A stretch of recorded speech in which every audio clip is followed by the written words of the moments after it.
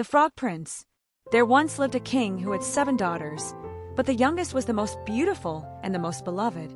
She had golden hair that shone like sunshine, eyes as blue as summer skies, and a laugh that sounded like tiny bells ringing in the breeze.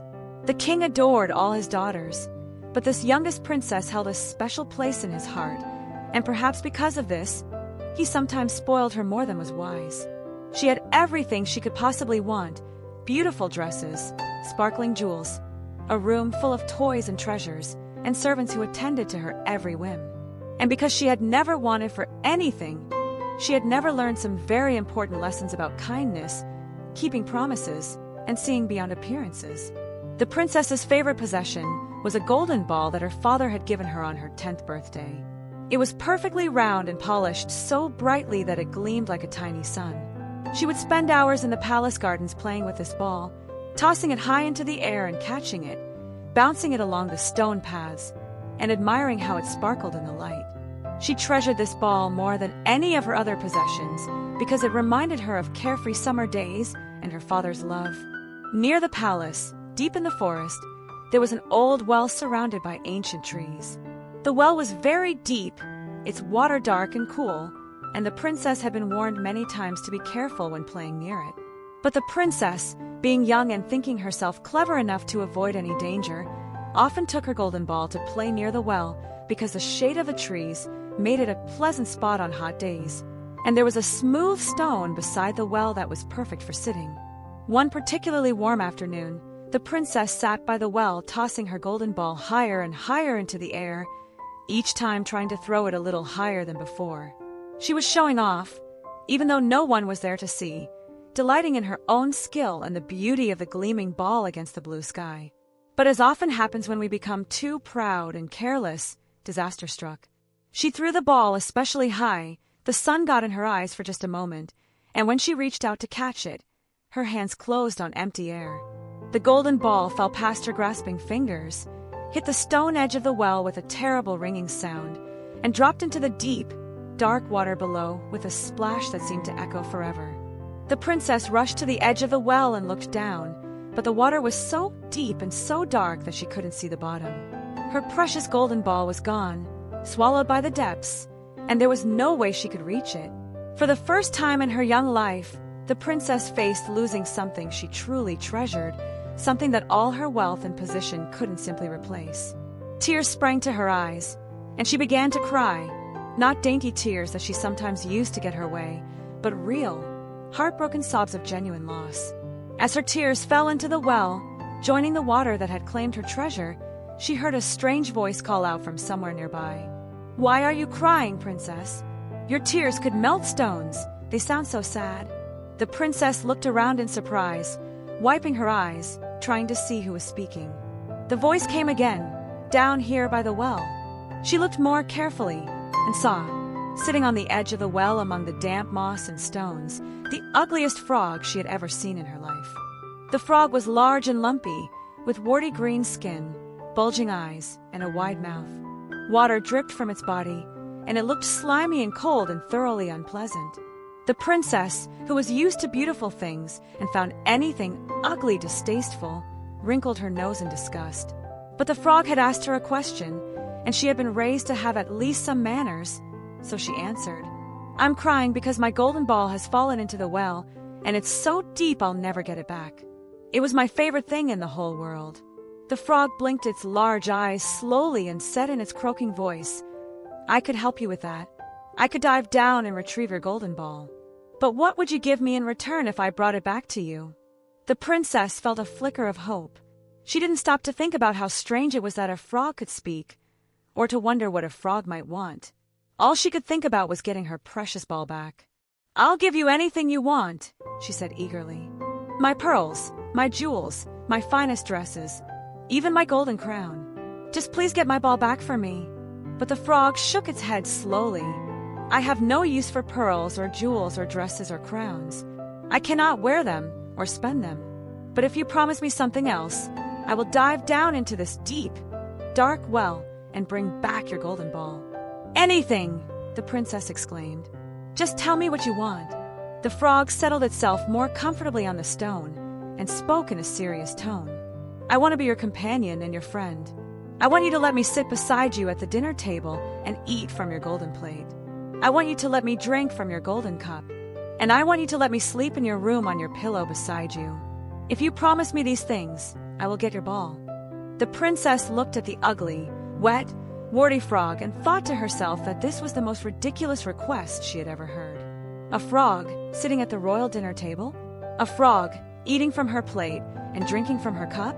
A frog sleeping on her beautiful silk pillow? The very idea was absurd and disgusting. But she wanted her golden ball back desperately, and she thought to herself that once she had the ball safely in her hands, she could simply run away and forget all about this silly frog and its foolish demands. After all, how could a frog possibly follow her back to the palace? Frogs belonged in wells and ponds, not in royal palaces. So the princess nodded quickly and said, "Yes, yes, I promise all of that. Now please, hurry and get my ball." The frog gave her a long, thoughtful look with its bulging eyes, as if it could see right through her false promise, but then it turned and dove into the dark water of the well. The princess waited, peering anxiously into the depths, and after what seemed like forever, the frog surfaced with the golden ball held carefully in its mouth. It climbed laboriously back up the side of the well and dropped the ball at the princess's feet. The princess snatched up her precious golden ball with a cry of joy, so relieved to have it back that she immediately forgot everything else. She wiped it clean on her dress, held it up to see it sparkle in the sunlight, and hugged it close to her heart. The frog called out to her, "Wait, don't forget your promise. Take me with you." But the princess was already running back toward the palace as fast as her legs could carry her, clutching her ball and laughing with happiness. Behind her, she heard the frog calling, but she didn't slow down or look back. That evening, the royal family gathered for dinner in the great dining hall as they did every night. The long table was set with fine china and crystal, golden plates and silver cutlery, and the most delicious foods the royal kitchen could prepare. The princess sat in her usual place beside her father the king, happy to have her golden ball back, and having completely forgotten about the frog and the promise she had made by the well. The family had just begun eating when they heard a strange sound at the door of the dining hall. Splish, splash, splish, splash, the sound of something wet and small climbing the marble stairs. Then came a knocking at the door and a croaking voice calling out, "Youngest princess, open the door for me. Remember the promise you made by the old well in the forest shade. Open the door for your companion as you said you would."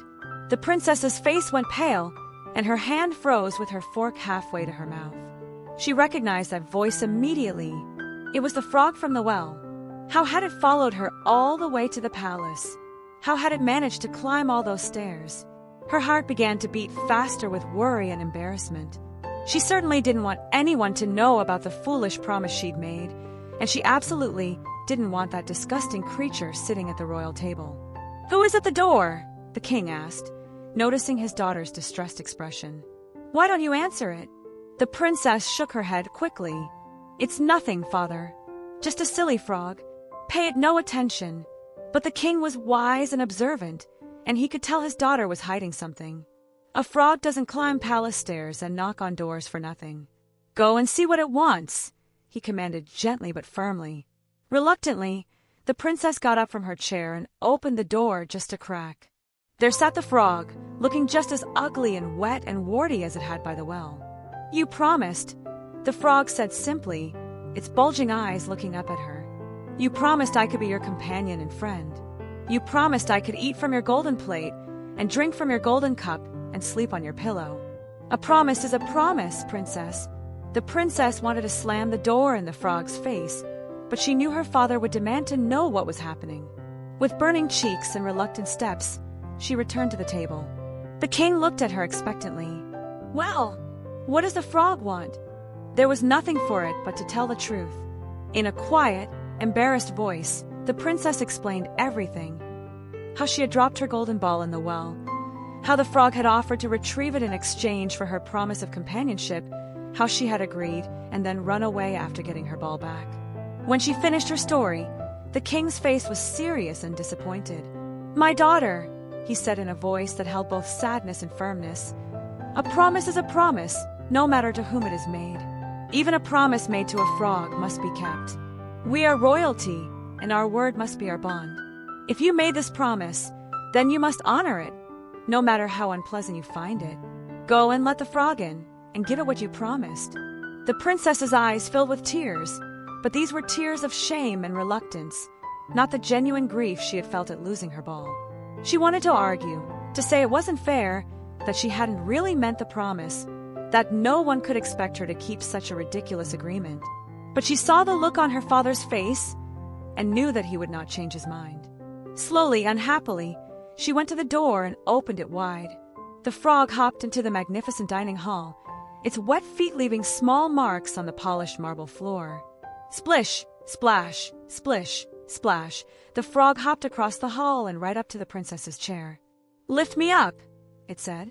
"You promised I could sit beside you." With trembling hands and a face twisted in disgust, the princess picked up the cold, wet, slimy frog and placed it on the chair next to hers. "Closer," said the frog. "Put me on the table so I can reach your plate." Fighting back her revulsion, the princess lifted the frog onto the pristine white tablecloth. The frog hopped over to her golden plate and began eating the food there, taking small bites and chewing thoughtfully. The princess pushed her plate away, feeling sick to her stomach. She couldn't imagine eating anything that a frog had touched. Then the frog hopped to her golden cup and dipped its mouth in the sweet wine, drinking in small sips. The princess looked away, her face burning with humiliation. How could her father make her endure this? What would people say if they knew she had dined with a frog? When the meal finally ended, the frog turned its bulging eyes to the princess and said, "Now I am tired from my long journey and all that climbing. Take me to your room, so I can sleep on your pillow as you promised." This was too much. The princess couldn't bear the thought of that cold, slimy creature on her beautiful silk pillow in her lovely bedroom. "Please, father," she begged the king, "don't make me do this. I've let it eat from my plate and drink from my cup. Isn't that enough?" But the king shook his head. "A promise is a promise, daughter. All of it must be kept, not just the parts that are easy or convenient. You made an agreement, and you must honor it completely. Take the frog to your room." Holding back tears of frustration and disgust, the princess picked up the frog with just 2 fingers, holding it as far from her body as possible, and carried it upstairs to her bedchamber. Once inside her room, she set the frog down on the floor in the farthest corner from her bed. "There," she said coldly, "you can sleep here on the floor. I've done what father asked." But the frog shook its head. "That's not what you promised. You promised I could sleep on your pillow beside you. A promise is a promise, remember?" The princess's anger and frustration finally boiled over. She had endured this disgusting creature at dinner, suffered the humiliation of having it eat from her plate and drink from her cup, and now it dared to demand even more. "I can't stand this anymore," she cried out. In a fit of anger and revulsion, she snatched up the frog and threw it as hard as she could against the wall, expecting it to fall and hop away so she could finally be rid of it. But the moment the frog touched the wall, the most amazing thing happened. There was a flash of brilliant light that filled the entire room, so bright the princess had to shield her eyes. When the light faded and she could see again, the frog was gone. In its place stood a handsome young prince with kind eyes, wearing fine clothes and looking at her with an expression of relief and gratitude mixed with sadness. The princess gasped and stepped back in shock, her hand flying to her mouth. "Who are you?" she whispered. "What happened to the frog?" The young prince bowed to her politely and explained, "I am the frog, or rather I was the frog. Many years ago, a wicked enchantress cast a spell on me, turning me into a frog and condemning me to live in that well until a princess would let me eat from her plate, drink from her cup, and sleep on her pillow for 3 nights. Only then would the spell be broken. You freed me, though not quite in the way I had hoped." The princess listened to his story, and as he spoke, she began to feel a deep and terrible shame wash over her. This wasn't just any frog she had treated with such disgust and reluctance. This was a person, a prince, someone who had been suffering under an enchantment and needed her help. And she had helped him, yes, but only because she was forced to, only because her father had insisted she keep her promise. She had shown him no kindness, no compassion, no willingness to look beyond his ugly appearance to see that something more might be hidden beneath. "I'm so sorry," she said quietly, and for the first time, her words came from genuine feeling rather than mere politeness. "I treated you terribly. I made a promise and tried to break it. I was disgusted by how you looked and never once thought about who you might really be or what you might be feeling. I was selfish and shallow and unkind." The prince's expression softened. "You did keep your promise in the end, even if unwillingly, and for that I'm grateful. But you're right that you could have chosen to be kind rather than merely obedient. You could have looked deeper than my appearance. You could have remembered that I helped you when you needed help and tried to help me in return with good grace rather than reluctance and anger."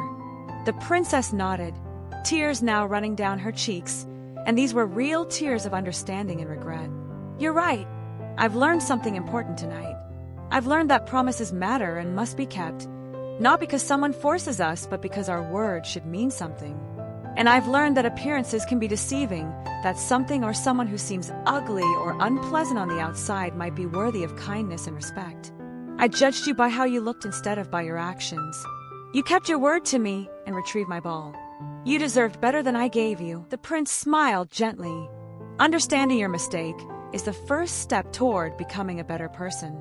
We all make mistakes, princess. What matters is whether we learn from them." He explained that he needed to return to his own kingdom now that the spell was broken, to reclaim his throne and reunite with his family who had long mourned his disappearance. "But," he added, "if you truly have learned these lessons and wish to continue learning and growing, perhaps someday our paths will cross again." And with another flash of light, the prince vanished, leaving the princess alone in her room with her thoughts. She sat on her bed for a long time that night, not sleeping, thinking about everything that had happened. She thought about how easily she had made a promise she didn't intend to keep. She thought about how disgusted she had been by the frog's appearance without ever wondering about its character or its story. She thought about how her father had been disappointed in her, and she realized that his disappointment hurt more than any punishment could have. From that night forward, the princess began to change. She didn't change overnight into a completely different person, because real change takes time and effort, but she began making conscious choices to be better. When she made promises, even small ones, she kept them carefully, understanding that her word was a reflection of her character. When she met people who were different from her, whether they were servants or visitors or strangers, she tried to look beyond appearances and first impressions to see their true character and worth. She began spending less time admiring her beautiful possessions and more time learning to be kind, thoughtful, and compassionate. She volunteered to help in the palace kitchens, getting her hands dirty and working alongside the servants she had once barely noticed. She visited sick people in the village, sitting with them and listening to their stories regardless of how they looked or smelled. She studied with her tutors not just music and dancing but also philosophy and ethics, trying to understand what it meant to be truly good rather than merely well-behaved. Several years passed, and the princess grew into a young woman known throughout the kingdom not just for her beauty but for her kindness, her integrity, and her wisdom. She had learned to keep her promises faithfully, to treat all people with respect regardless of their appearance or station, and to look for the deeper truth in every situation rather than judging by surface appearances alone. One day, a handsome prince arrived at the palace, seeking an audience with the king. The princess, now older and wiser, recognized him immediately even though years had passed. It was the frog prince, returned to see how she had grown. They spent many hours talking, and he was impressed and moved by the changes he saw in her. She was no longer the spoiled, shallow girl who had thrown him against the wall in disgust. She had become a person of depth and character, someone who had taken a hard lesson to heart and allowed it to transform her. The two fell in love, not because of a spell or obligation, but because they genuinely admired and respected each other. They saw in each other kindness, honor, and the willingness to grow and change. When they married, it was a union built on mutual respect, kept promises, and the understanding that true worth comes from within, not from outward appearances. The golden ball that had started the whole adventure was kept in a place of honor in their palace, not because it was beautiful or valuable, but because it reminded them both of an important truth. Sometimes losing something we treasure can lead us to find something far more valuable. The princess had lost her ball and found it again, but more importantly, she had lost her way and found it again. She had learned that keeping promises matters, that appearances deceive, and that the ability to look deeper and see what really matters is one of the most important qualities any person can develop. And she taught these lessons to her own children when they came along, telling them the story of the Frog Prince and the princess who learned to keep her word and look beyond the surface. She taught them that every person deserves to be treated with dignity and respect, that promises are sacred bonds we must honor, and that often the things that seem ugly or difficult or unpleasant on the outside turn out to hold the greatest treasures within, if only we have the courage and wisdom to look deeper.